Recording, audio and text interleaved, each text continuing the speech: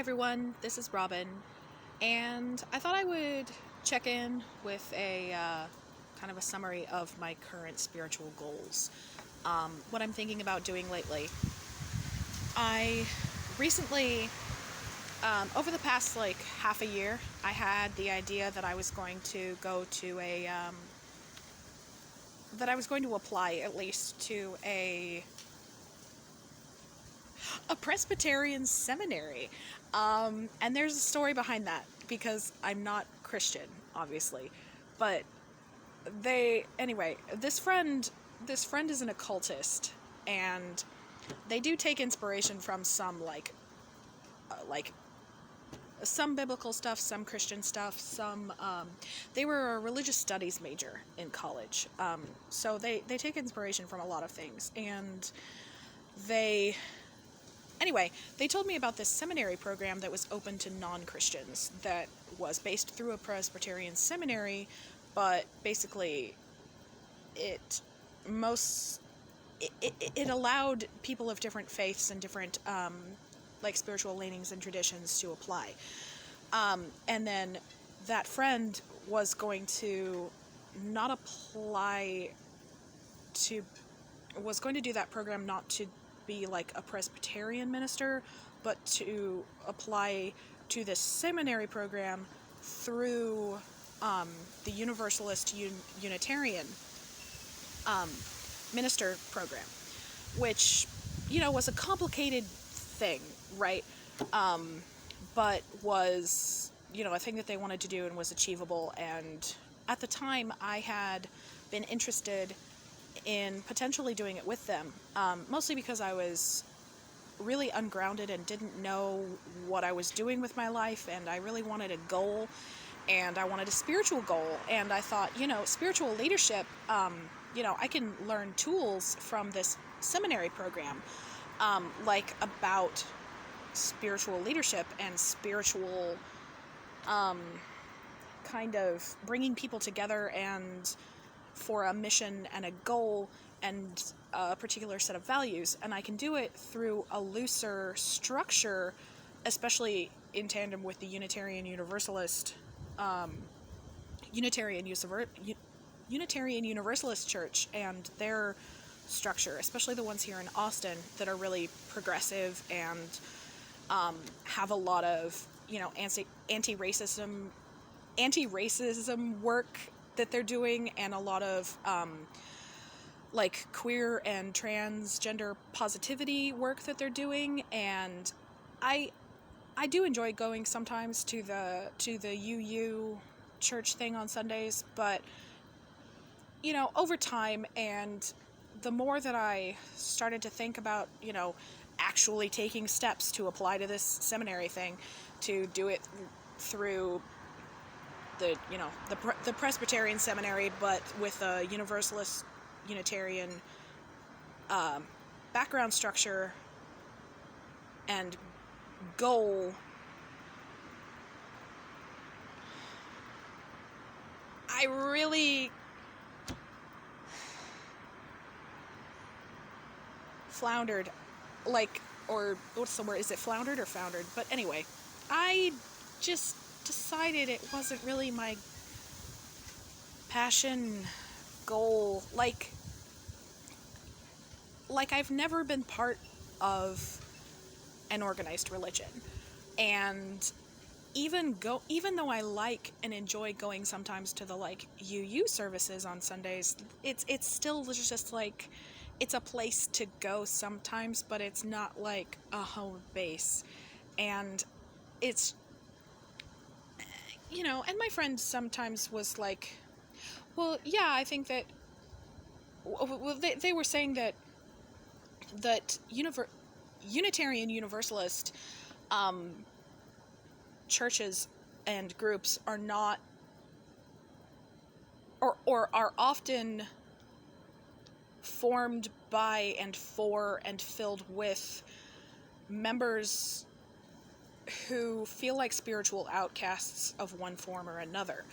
And the fact that it is so open with who can be a member and who it accepts, and how open and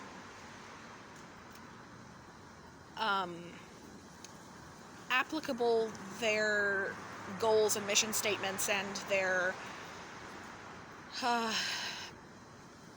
like their seven spiritual mission statements are, it can be applied to a lot of different things and a lot of different faiths. So yeah, it's very applicable to a lot of different things, but even in that case, I didn't really find that I fit into it very easily. It just wasn't very comfortable, and after spending a lot of time doing spiritual searching within myself and on my own, I just decided that wasn't really the path for me. And even if I wanted to learn those spiritual leadership tools and methods and things, I could learn them another way. And just because something was accessible and affordable didn't mean that I had to take advantage of it. You know what I mean? Like, that this wasn't the only opportunity to learn what I wanted to learn, and wasn't the only avenue to learn what I wanted to learn.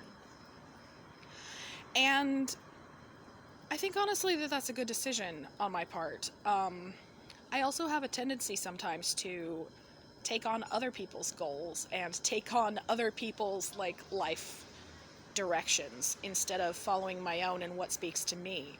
So I think that this is a good way to recenter in making sure that I'm following what I want to do.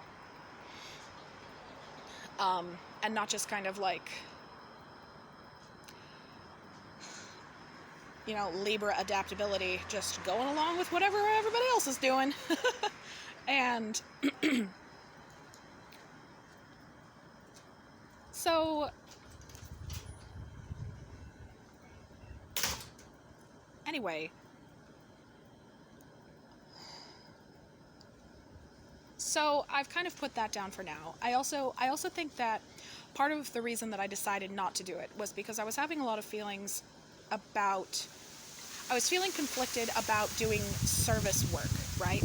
Like, because, and not service work like customer service jobs, although I am doing those, and those are draining as fuck.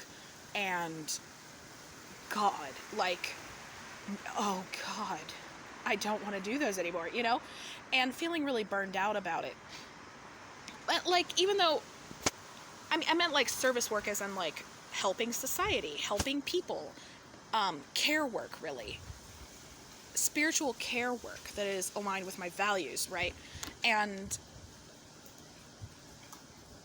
for over a year or two, I really was looking for like a care-oriented full-time job, to be a career, so that I could spend most of my time doing something that was helping society, right? Like working for, I'm not going to name anything specifically, but I was looking at a few nonprofits here in Austin to apply to, and I would probably still like enjoy doing those for a time, but I would probably still really enjoy aspects of those jobs for certain, and I do enjoy helping people. But as far as like making a particular care work my entire life goal and my entire career path, like that there was just this one direction that I was going down my entire life, and that this was going to be it, and I was going to, go out and, I don't know, go back to school to be a social worker and save the world, I'm 30 years old, okay? And I'm tired. And yeah, I'd love to go out and do a lot of things and like help people. And like I said, there's definitely certain enjoyment and fulfillment that you can get from that kind of care work. It's just that like, I talked to someone who was working as a waitress at a 24-hour cafe here, and she talked about having been a social worker before, and how she started out school, like, went to UT here in Austin, started out school with all of the motivation and the passion and the drive of, like, she was gonna save the fucking world, you know? She was gonna change everything and uproot all the systems and make sure all the bad things went away and help people. And she went through all of her school, master's programs, and ended up in a government job that was secure, because government jobs are real secure, y'all. And they pay decently. And she talked about having gotten into that job that she wanted forever and thought that that was going to be the thing that sustained her for all of her life, that was going to be her life's purpose or her life's mission, to do this thing. And she burned out. And she burned out hard. And she talked about, like, the moral dilemmas that she would get into in that particular job of hers. I'm not going to say what it was, but, like, this particular social work job of, assistance programs, and, like, making sure that people were cared for in a particular way, that this job brought her to face situations that took her to moral places that left her, even now that she quit and had retired and, like, become a waitress because she just didn't want to do it anymore, that she still faced the emotional repercussions of those choices that she made in that job. And she was like, I still have nightmares about it, and I still don't know if I made the right decision. And she was like, all of that effort and all of those ways that I wanted to help people and save the world, and all of that effort that I put in to do just that, and I can't even say that I actually did that. Even though I followed the path that was supposed to allow me to do that, the particular situations that I ended up in, she said, I can't tell you that they were morally clear, and I can't tell you that I actually did help anyone, or if I didn't just make it worse, or if I didn't just hurt as many people as I helped. And even with friends who are not social workers, but who there's a particular friend that I'm thinking of who has a job that was one of the jobs that I was going to apply to with one of those nonprofits here in Austin, who has that job and who does it wonderfully, and who is inspirational in a lot of ways to me personally, and who obviously has a lot of drive and a lot of passion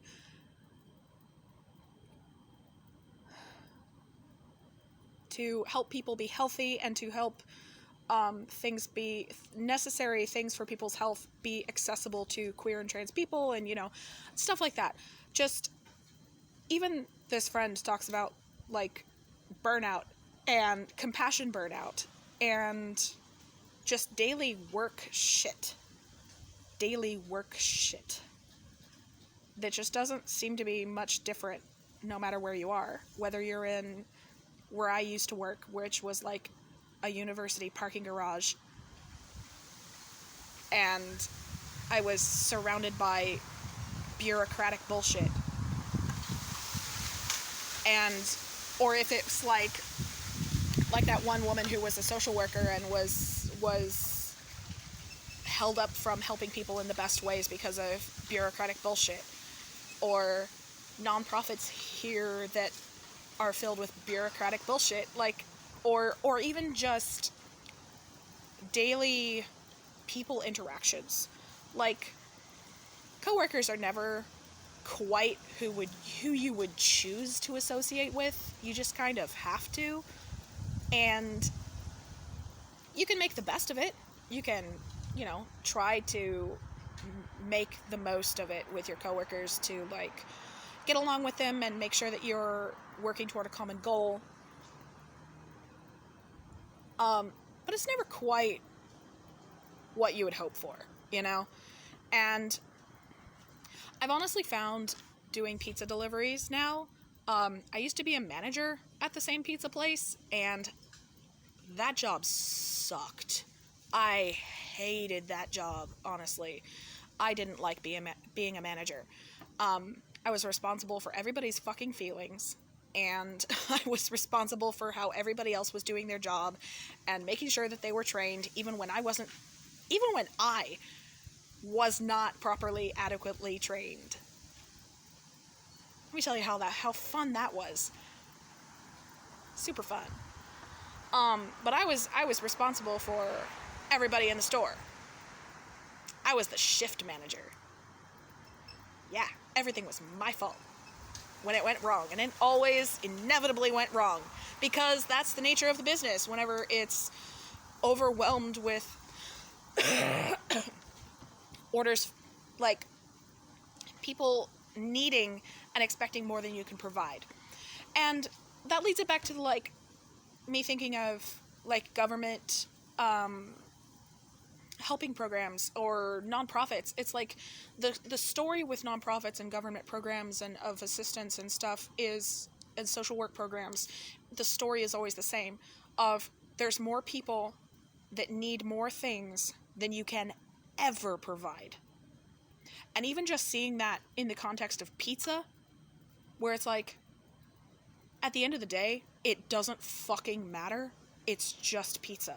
It's just, you can find something else to eat, man. Like, it's just a motherfucking pizza.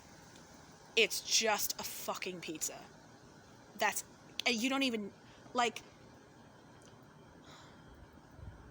you don't have to eat this pizza, you know? And if you hate the service, then you don't have to buy from here. Like, you can go somewhere else. But in a situation where that's all that there is, and that's all that anyone is providing, noise. In a situation where that's the only accessible thing, or that's the only place that someone is providing this thing that lots of people desperately need. Different organizations that do that kind of work, the common refrain that I hear is that there's just not enough people to help. There's just not enough resources. There's just...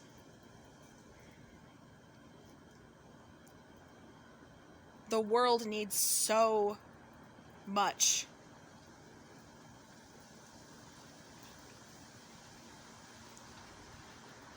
And you just have to constantly face again and again and again and again that it's never enough. That it's never enough. No matter how hard you try, no matter if your heart's in the right place, no matter if you thought you were doing the right thing, and then, like this person that I talked to that was in social work, and she found out later, she was like, I don't even know if I did the right thing. You can give everything of yourself. You can give everything of yourself and still not make that much of a difference. It almost sounds like I'm being pessimistic, right? It sounds like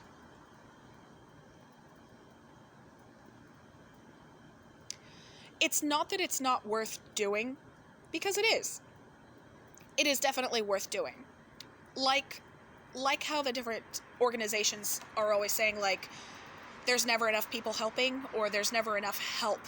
There's never enough resources. Like, the more people that help and that give resources, you know, alleviates that need, right? Alleviates that situation, makes it just that much better. So it is worth doing. And in that way, I'm not trying to be pessimistic about it. It is worth doing. It's just that for me and my life direction right now, as of right now, because everything is as of right now, anything could change at any time. As of right now, for me and my life journey, the thought of putting my entire self-worth and goal orientation toward an endlessly losing battle, an endlessly needing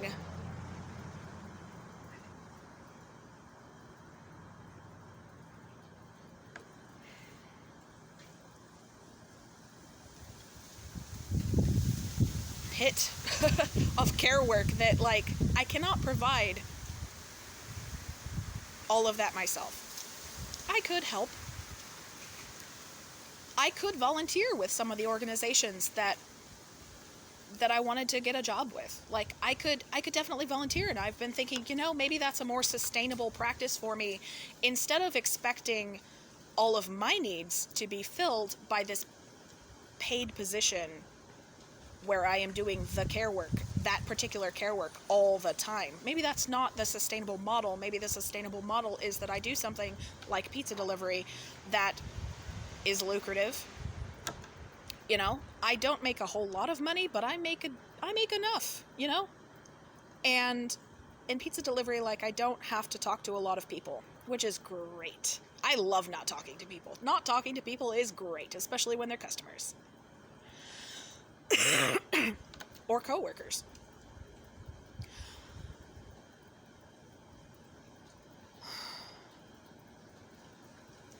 But I don't have to throw the entirety of my being behind a single cause. You know what I mean? Like, I don't have to throw all of my financial security behind a particular cause that I expect to then sustain all of my life and all of my purpose for being. No, that just sounds ludicrous now. It's just like,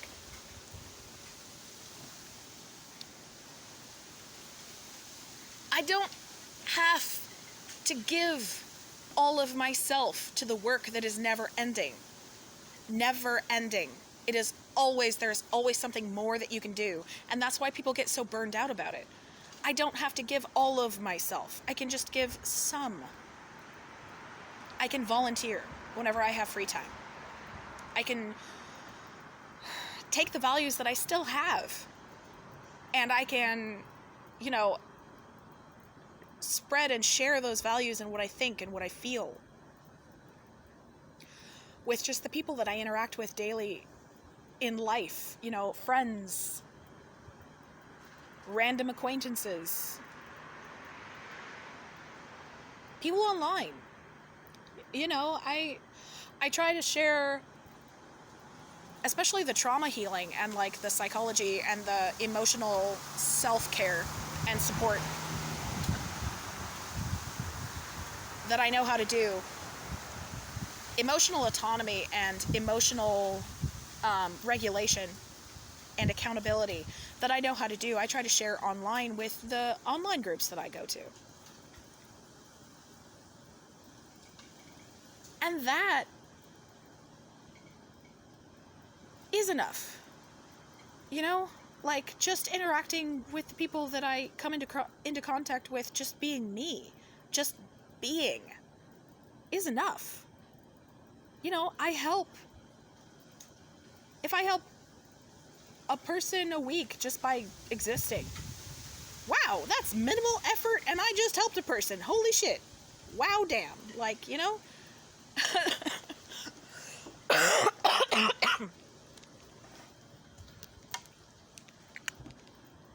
I don't have to burn myself out until I'm miserable doing something just because it's, like, the good thing to do.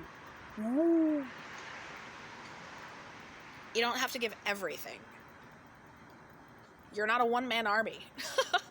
You can also live your life.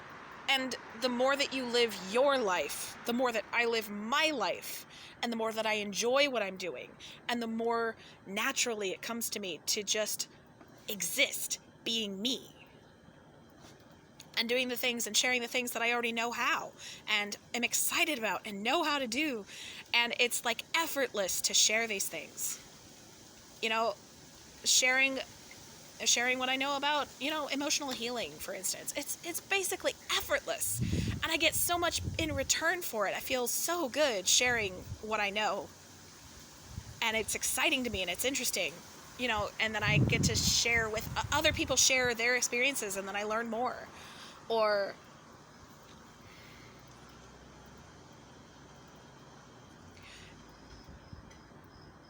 I don't think I have to work so hard, you know?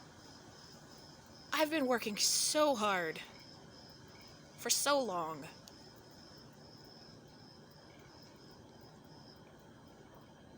And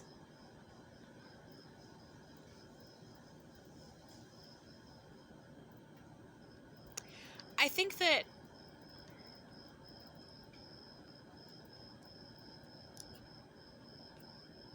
the idea that I, specifically me, and me alone, I don't hold this standard of burning myself out and devoting my entire life to a cause. I don't expect other people to do that.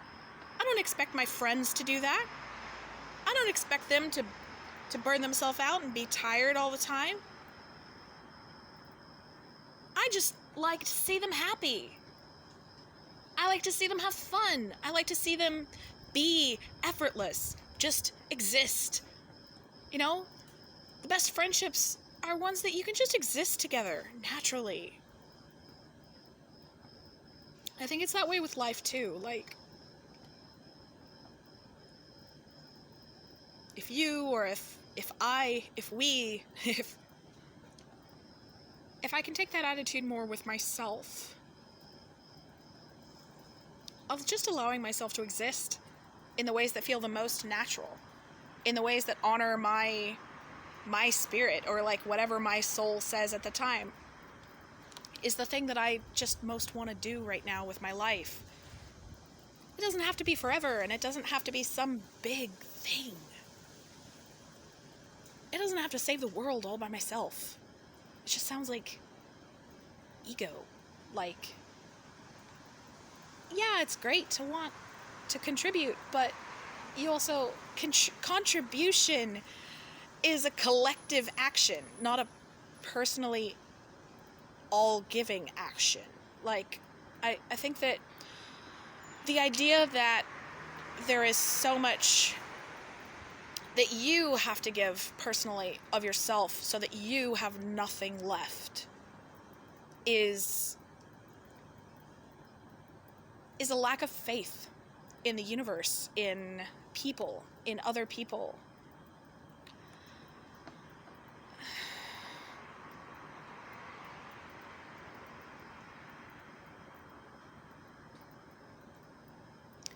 Anyway, I don't have a tidy way to wrap this up. I just had a lot of feelings. So that's why I'm a little bit undirected right now. I don't think that I'm going to do what I thought I was going to do, and that's a different and difficult space to be in, emotionally, mentally, spiritually. I don't think that I'm going to devote all of my life to just giving endlessly of myself for no return, or